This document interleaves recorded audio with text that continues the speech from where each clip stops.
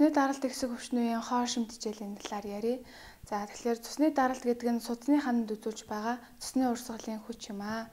За тэгэхээр судасны ханы бүтэц маань хэвийн уян хатан чанар сайн байвал одоо цусны даралт маань хэвийн байх нэ.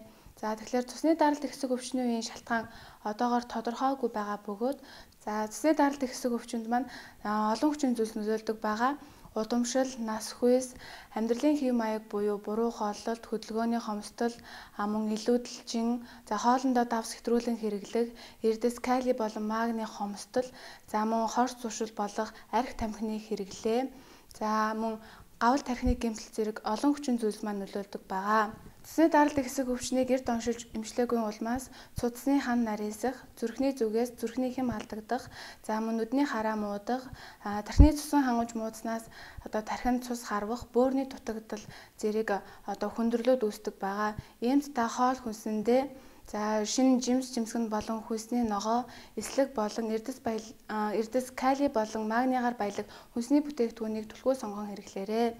За эрдэс кали маань болохоор өхөр болон хоньны мах, за алим, лир, үзэм, гадил зэрэг хүнсний бүтээгдэхүүнд агуулгадаг бол эрдэс магний ногоо навчид ногоо, за мөн шорш буурцэг вандуй, загас, улаан будаан гурил зэрэг хүнсний бүтээгдэхүүнд агуулгадаг байгаа. Хансан өөх тус буюу өөхөн тос, малын дайвар бүтээгдэхүүн, өндөгний шар зэрэг холестерин их хэмжээгээр агуулсан хүнсний бүтээгдэхүүн болон шарсан хуурсан хоол, өтгөн цай, кофе, архи согтууруулах ундаа, за давсалсан, дашилсан, нөөшөлсөн хүнсний бүтээгдэхүүн зэргийг аль болох хоол хүнсэндээ хэрэглэхгүй байх нь зохимжтой юм аа.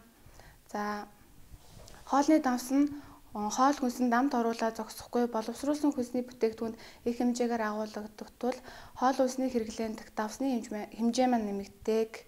Иймд та хоолоо бэлтгэхдээ аль болох давсгүй харин давсныхаа оронд цагаан га, лаврын навч, сармис сонгон зэрэг хүнсний бүтээгдэхүүнийг сонгон хэрэглээрэй.